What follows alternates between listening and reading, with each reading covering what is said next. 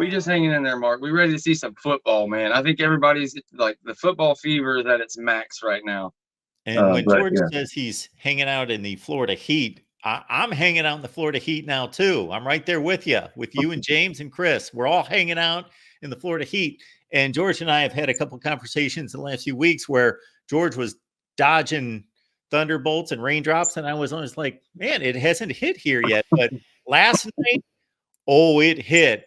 It was serious last night. It was okay. That serious. cell made it over. This cell made it over there, huh? I Yeah, imagine we the had Atlantic tornado Ocean helps warnings you all out a over the lot place. with pushing stuff away from y'all. Some of this stuff it dies when it hits that cold water over there. But yeah, you'll have plenty, I'm sure. These thunderstorms we get down here, it's not even dog days yet. But once it gets into dog days, it's like you just count on it from 2 to 5 every day. You're getting that sure enough thunderstorm to come along. But yeah, we'll survive. But you guys, y'all are ganging up on me on the East Coast over there. Chris is about to move to Tallahassee. I needed him to come on and so we can try to even this thing out. But yeah, you, Chris, and James, y'all are all within an hour drive of each other. That's pretty cool. That is pretty cool. We will have to get together at some point.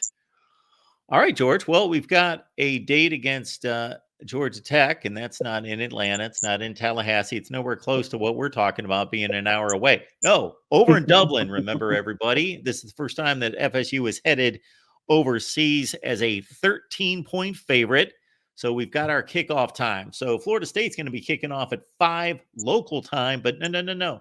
That's a noon kickoff for us watching the game on ESPN. So ESPN has lined that up one for Georgia Tech and Florida State, noon Eastern time.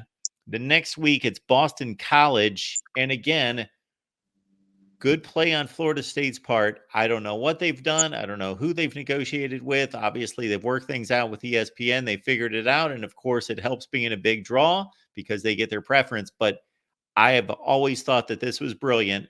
4th consecutive year, regardless of the opponent. We've seen Notre Dame. We've seen Virginia Tech. We've seen, who in the heck was it last year? The last 2 years, LSU.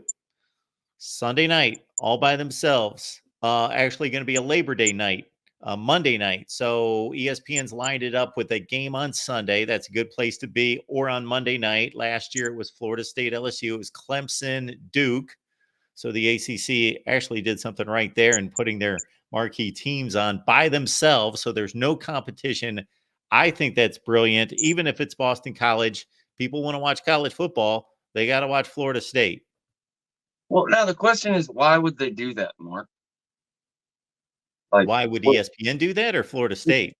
Well, I mean, no, ESPN and Florida State, that's crystal clear why we want to be in the dark because it's September. It's going to be 110 degrees during the day. The people watching all that stuff, ESPN for the same reason. But according to the ACC, this is an evil thing.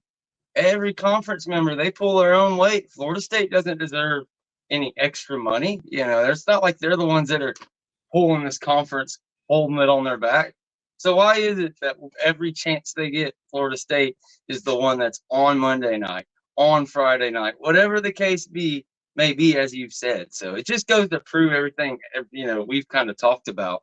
I think Bud Elliott had a pretty funny tweet, if I can look it up pretty quick, because the ACC, they coalesced pretty quick to admitting, yeah, okay, the SEC, the Big Ten, based on what they've done, yeah, you know what I mean? They should get those amount of buys, that amount of money. We're the ACC, we're fine with the lesser amount. But within the conference itself, no, we're not going to do that. But this is how we word it. ACC teams accepting conference playoff revenue share based on who has earned it. Yeah, sure, seems fair. ACC teams divvying up the revenue amongst themselves based on who earned it. Oh, heavens no, absolutely not. So that's how we get to the situation we're in where, Florida State, Clemson, and now even in North Carolina is really, really starting to look like they're at a point where they're, ready to get the hell out of here. And there is no other real option. I'm not sure if you've seen the comments from the board of trustees, the different people over at North Carolina, but basically saying, there is no other option but to pursue a higher revenue league. The guy, I think his name was Boliak, one of the trustees that had the best quotes, kind of really biting into the ACC. He just came out and said, that's it. That's the only, something major has to happen. He threw out a single line that said, or maybe it reconstructs itself. But that reconstruction, the only way you could possibly have that to where you continue as a quote unquote power conference, you'd have to keep the same amount of playoff buys, the same amount of capital, and you'd have to shrink down to like 8 teams and add Notre Dame. Like that's the only way you could do that on a per capita basis. Adding Cal, adding Stanford, all that did was doom it. Like those are replacement teams for a lower level. So that reconstruction that he speaks of, that would be without Florida State, Clemson, and North Carolina, in my opinion. And he was just throwing that out there, so it just didn't seem like he was one way, just saying, F the ACC, we got to close this thing off. But interesting was the actual AD Bubba Cunningham's response when they asked him about it, at those winter meetings, and kind of, did you bring all this up? The issues of trustees that everybody has at the meeting? Well, no, with the situation that the conference is currently in, kind of like a dire mode with being sued from all these different places, it wasn't the right, it didn't seem relevant or whatever the case may be to bring it up there. But no, I think I totally disagree. I think that would be the perfect time, and that is the problem, is the suits and the conference reconfiguration that's going to happen inevitably here soon. So it would have been the perfect time.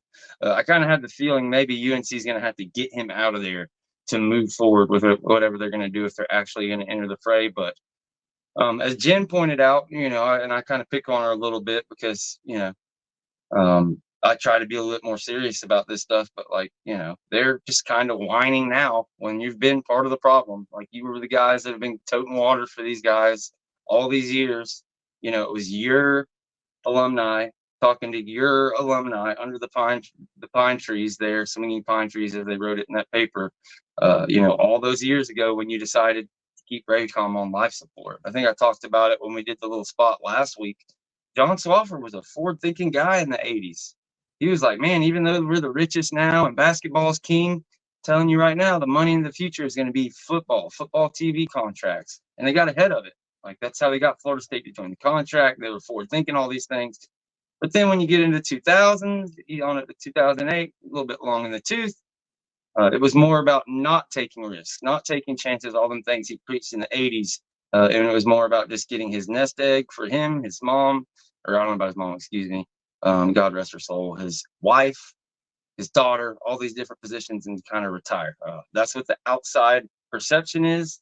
And I think if there's one thing we're learning more and more in this country, if it's, smells like a duck, quacks like a duck, walks like a duck, even though some real important people may be telling you it's a pigeon, it's probably a damn duck.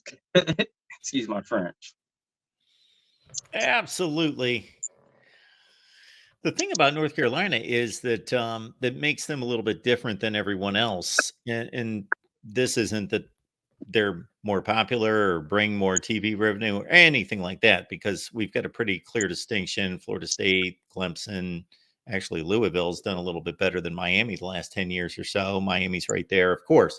But basketball, North Carolina is king. The North Carolina Duke game, obviously. But North Carolina, they kind of represent the ACC. They kind of represent the ACC being a basketball conference when all the other conferences were football conferences. The ACC, yes, they now make more money in football, but like you say, way back when, a basketball conference, and people think ACC, they think basketball because, shoot, I threw up the national championships in basketball since the year 2000, and it's still the ACC by far over everybody else, 9-3. And I laid out in a video, folks, you can check that out in regards to what North Carolina brings to the table. But man, they are the ACC, and if the ACC loses North Carolina, sure, Florida State's an enormous loss. North Carolina is a huge loss, but they're almost, in a way, Florida State's a bigger loss.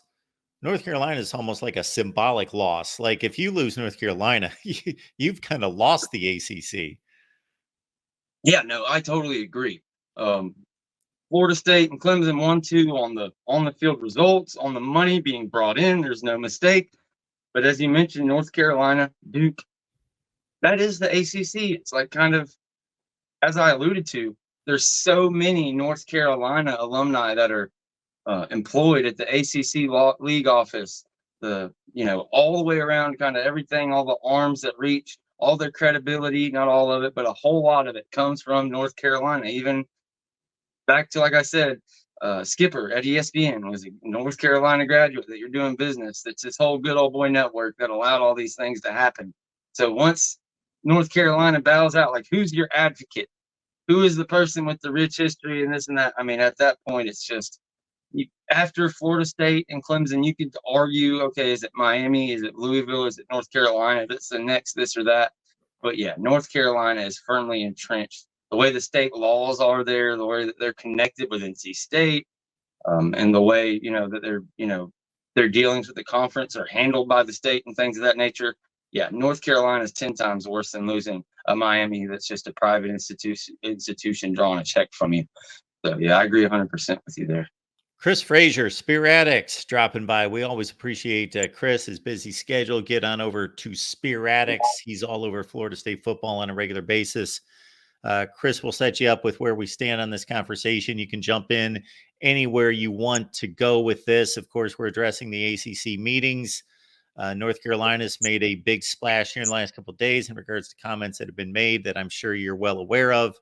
And of course, Florida State, Mike Alford is saying all the right things, participating at ACC Media Days, that still has good relationships with the commissioner and the other administrators there in the ACC. And he seems to have their support, and that they seem to not, they're fully engaged in these meetings. But is there anything in regards to any kind of angles at the ACC meetings that are catching your attention?